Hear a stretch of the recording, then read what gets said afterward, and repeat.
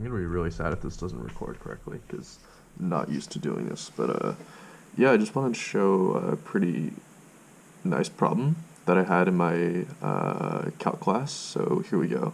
So the problem is ax squared d squared y dx squared plus bx dy dx plus cy equals 0. This is called a second order Euler equation. And basically the objective is to first of all show that the substitution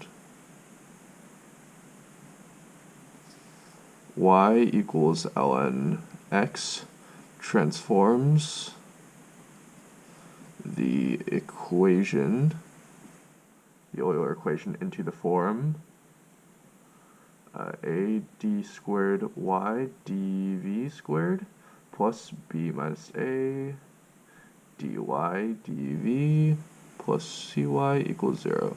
So this is a really helpful substitution to make, but the first thing is to show why it works, and then the second thing is to actually solve an equation that is in this form. So first of all, let's start with this. So we have to look at a bit how the derivatives work here, like the change of variable affects the derivative. So we'd want to use the change of we'd want to use the chain rule here. So we have a dy dx, right?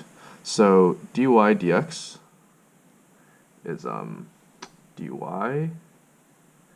dv times dv dx by the chain rule, and then what you'll want to do here is you can determine that dv dx is just equals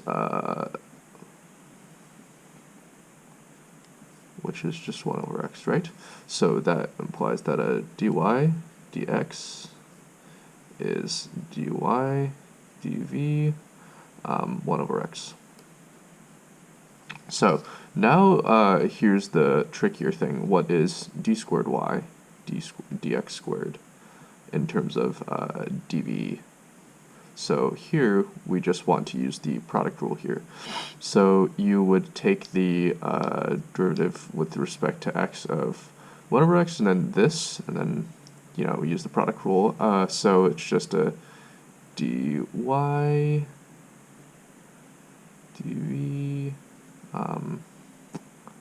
yeah, and then it's just negative 1 over x squared if you just use power rules for taking the derivative. And then you've got a dy dx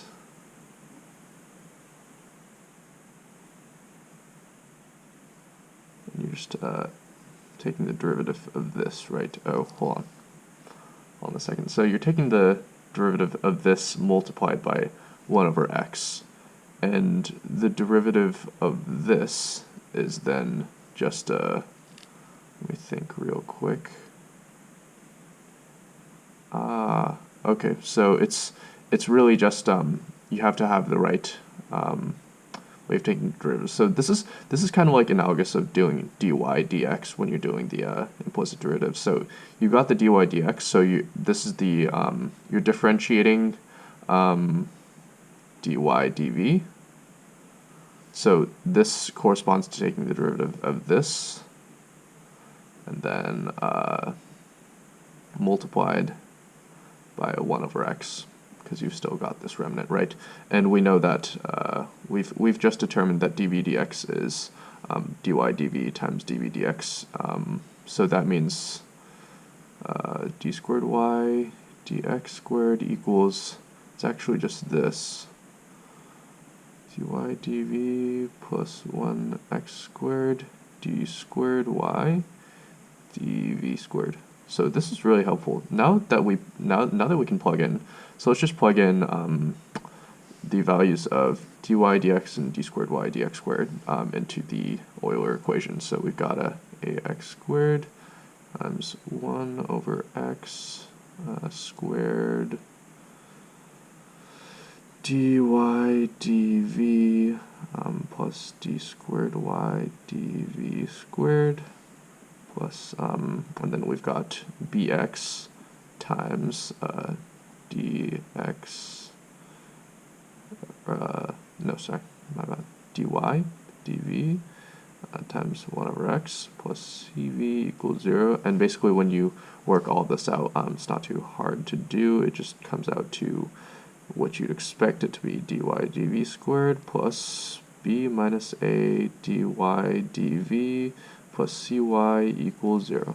So now that we've gotten this, so this is super important because now we can actually solve Euler equations with the traditional means of solving second order modulus linear differential equations. It's such a long term, but yeah, the second part of the problem is to solve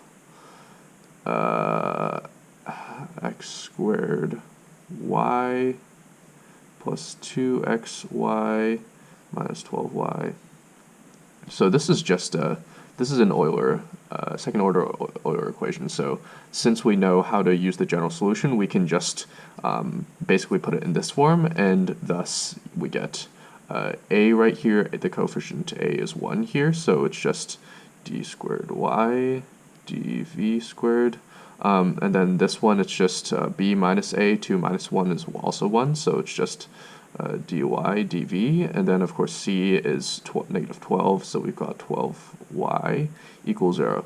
And the characteristic equation for this is then x squared plus x minus 12 equals 0, rather like r, but it's a matter of notation.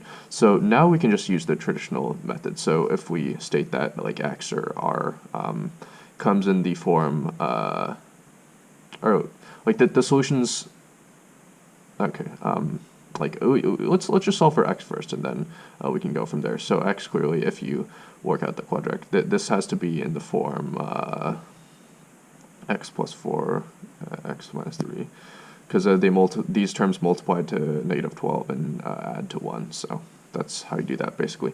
So then you can determine that to make it 0, the roots must be negative 4 and 3. Right, so now you can just state that the equation, that the solution must be in this form, c1e to the 3v plus c2e to the negative 4v. But then since we're working in v right now, because this equation is written in terms of y and x, right? But we're in v right now, so we've got to do something to change. So basically what we know is e to the 3v is e to the v to the 3, basically, using exponent rules. And then plugging in ln x for v, that is just e to the ln x to the third. And then e to the ln x is just x, so it's just x cubed. Similarly, e to the 4v is x to the negative 4th, which implies that this equation, or the solution, must be in the form c1 x cubed plus c2x negative 4. And I think this is how you do it. I could be completely wrong, but yeah, that's it.